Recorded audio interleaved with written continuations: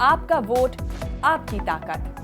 Vote जरूर डालें। Election से जुड़ी हर खबर तक ऐप पर डाउनलोड कीजिए तक ऐप।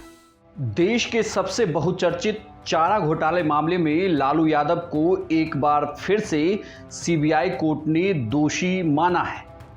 यह चारा घोटाले मामले में सबसे बड़े अवैध निकासी के डोरंडा ट्रेजरी का मामला था, जिसमें लगभग 139.35 करोड़ की अवैध निकासी की गई थी।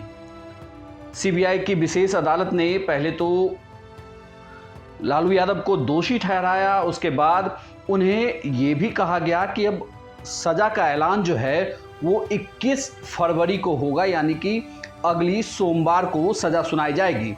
उसके बाद पुलिस हिरासत में लालू यादव को ले लिया गया। लालू यादव को कोर्ट से होटवार जेल लाया गया। उसके बाद उनके वकीलों ने यह दलील दी कि लालू यादव का स्वास्थ्य ठीक नहीं रहता। कोर्ट ने इस बात को माना और उन्हें रिम्स अस्पताल, होटवार जेल से फिर रिम्स अस्पताल में शिफ्ट कर दिया गया। अब आपको बताते हैं कि यह पूरा मामला क्या है जिसमें लालू यादव को कोर्ट ने दोषी माना है।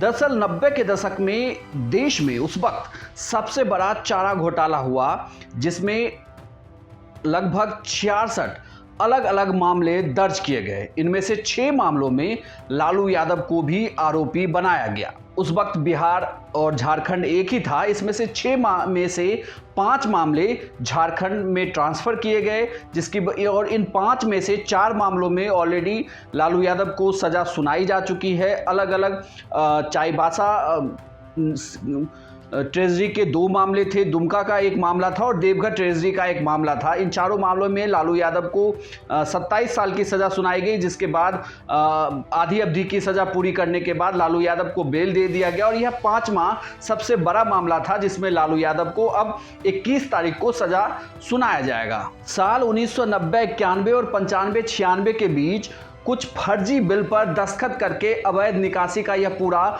खेल रचा गया था, जिसके बाद सीबीआई ने जब इस मामले की तहकीकात शुरू की तो कई सारे अधिकारी से लेकर उस वक्त बिहार के मुख्यमंत्री रहे लालू यादव भी इसके जद में आ गए। दरअसल लालू यादव पर यह आरोप लगाया गया कि मुख्यमंत्री रहते हुए इस मामले में कोई एक्शन नहीं लिया, जबकि कई विधायकों और सांसदों ने क्रमशः विधान परिषद और लोकसभा में यह मामला उठाते हुए कहा था कि पशुपालन विभाग में गड़बड़ियां की जा रही है और फर्जी बिल्स के जरिए अवैध निकासी कराई जा रही है। साल 1996 में घोटाले के पर्दाफाश होने के बाद 17 फरवरी को पहली एफआईआर दर्ज कराई गई डोरंडा थाने में। उसी साल 11 मार्च को पटना उच्च न्यायालय ने इसकी सीबीआई जांच का आदेश दिया। इसके बाद सीबीआई ने 8 मई 2001 को 102 आरोपियों के खिलाफ पहली चार्जशीट दायर की। फिर 7 जून 2003 को 68 दूसरे आरोपियों पर भी चार्जशीट की गई। 26 सितंबर 2005 को कोर्ट ने कुल 170 अभियुक्तों के ऊपर आरोप तय किया था। इनमें से 55 अभियुक्तों की मौत ट्रायल के दौरान ही हो गई। 8 दूसरे अभियुक्त सीआरपीसी के प्रावधानों के मुताबिक सरकारी गवाह बन गए। 2 अभियुक्तों ने पहले ही दोष स्वीकार कर लिया था। इस मामले में 575 गवाहों का बयान दर्ज कराने में सीबीआई को 15 साल लग गए। 99 आरोपियों में 53 आरोपी आपूर्तिकर्ता हैं, जबकि 33 आरोपी पशुपालन विभाग के तत्कालीन अधिकारी और कर्मचारी हैं।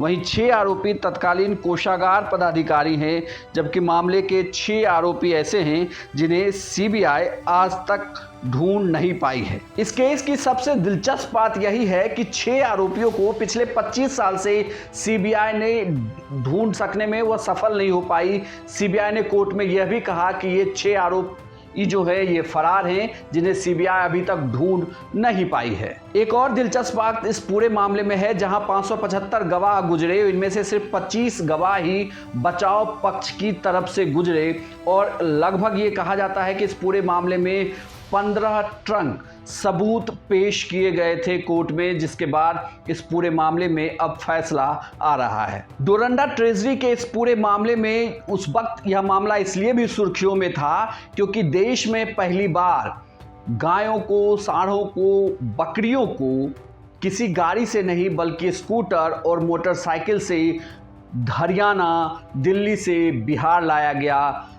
उस वक्त अगर अभी के हिसाब से देखें तो झारखंड लाया गया। सीबीआई ने अपनी जांच में यह पाया था कि जिन गाड़ियों का इस्तेमाल किया गया था पशुओं की ढुलाई के लिए वो स्कूटर थे या बाइक थी, ना कि वह 4 पहिए की कोई गाड़ी थी। इसके अलावा पशुओं के चारे से लेकर पशुओं को दी जाने वाली दवाई और इतना ही नहीं बल्कि भूसे तक की मामले में अवैध निकासी का यह पूरा मामला उस वक्त जांच में आया था। और सीबीआई ने इसके बाद अलग अलग राज्यों के जब उन नंबरों को वेरीफाई किया तो यह पता चला कि यह किसी 4 व्हीलर्स के नंबर नहीं थे जिनसे इन पशुओं की ढुलाई की जा रही थी, बल्कि ये 2 व्हीलर्स के नंबर थे जिनके जरिए इन पशुओं को दूसरे राज्यों से यहाँ लाया गया था। इस तरह इस पूरे मामले में कई सारी जांच के बाद खबरें आने लगी और उस वक्त यह काफ़ी सुर्खियों में था कि कैसे बाइक और स्कूटर पर जानवरों को ढोया गया था।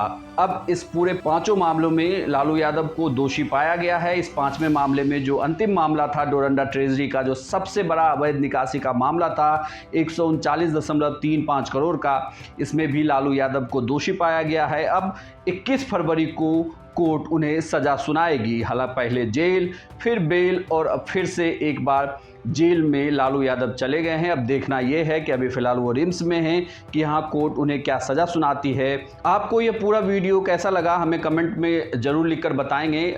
साथ ही आप इसे ज़्यादा से ज़्यादा शेयर करें, हमारे पेज को सब्सक्राइब कर लें, फेसबुक पर देख रहे हैं तो फॉलो करें, ट्विटर पर भी आप हमें फॉलो कर सकते हैं, साथ ही तक ऐप को भी डाउनलोड कर लें।